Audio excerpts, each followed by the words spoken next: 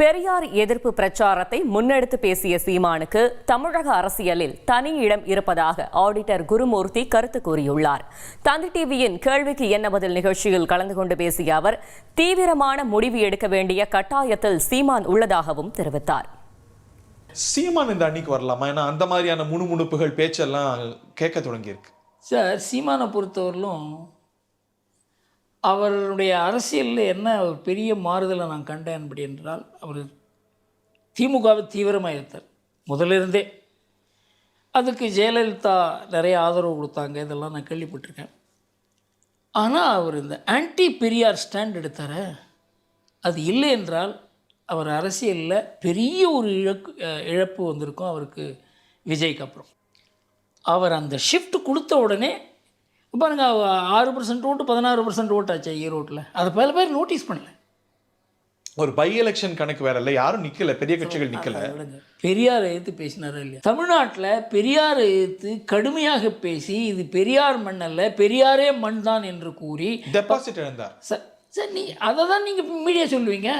அவங்க 6லேருந்து 16% ஓட்டாக உயர்ந்ததை சொல்லுவீங்களோ? அது பெரிய வெற்றி அவருக்கு. அவருக்கு ஒரு சித்தாந்தம் அவர் உருவாக்கி இருக்கிறார். தமிழ்நாட்டிலேயே ஒரு இன்னோவேட்டிவ் சித்தாந்தம், இதுவரைக்கும் யாரும் செய்ய முடியாத ஒரு காரியம். அதனால் அவருக்கு ஒரு தனி இடம் இருக்கிறது தமிழக அரசியலில். அவர் இது எந்த கட்சியுமே சம்பந்தம் இல்லாத ஒரு சித்தாந்தத்தை பிடிச்சிருக்காரு. So is a fit in BJP alliance? அது எனக்கு தெரியாது. அது அவர் தான் முடிவு. இது அவர் தான் முடிவு பண்ணணும். அது பாஜக முடிவு பண்ண முடியாது. என்னை பொறுத்த வரைக்கும் இந்த election it is a make or break election for Seeman. அவர் ஏதாவது ஒரு தீவிரமான ஒரு முடிவு எடுத்தே ஆகணும். ஏன்னா அவரை சூழ்ந்திருக்கவங்க கூட சில பேர் எம்எல்ஏ ஆகணும்னு நினைக்கலாம், எம்பி ஆகணும்னு நினைக்கலாம், லோக்கல் அட்மினிஸ்ட்ரேஷன் வரணும்னு நினைக்கலாம். அப்படின்னா தனிச்சு நிற்க முடியாது. அதனால தான் அவருக்கு ஏதாவது ஒரு முடிவு எடுக்க வேண்டிய ஒரு கட்டாயம் அவருக்கு வரும் தோணும். அவருக்கு 2 வாய்ப்பு தான். திமுகவோட போக முடியாது. ஒன்று இந்த அணிக்கு வரலாம், இல்லை விஜயோட போகலாம்.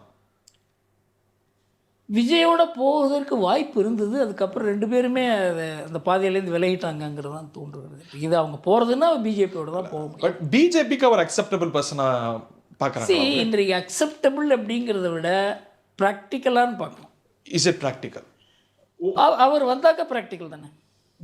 ஏன்னா பல விஷயங்கள் அவர் பாரதியாரை பற்றி பேசியிருக்காரு. பாரதியார் தேசியத்தை ஏற்றுக்கிறார். பாரதியார் தேசியத்தை ஏற்றுக்கொண்டால் எனக்கும் சீமானுக்கும் தேசியத்தில் வித்தியாசம் இல்லைன்னு பேசியிருக்கிறானே.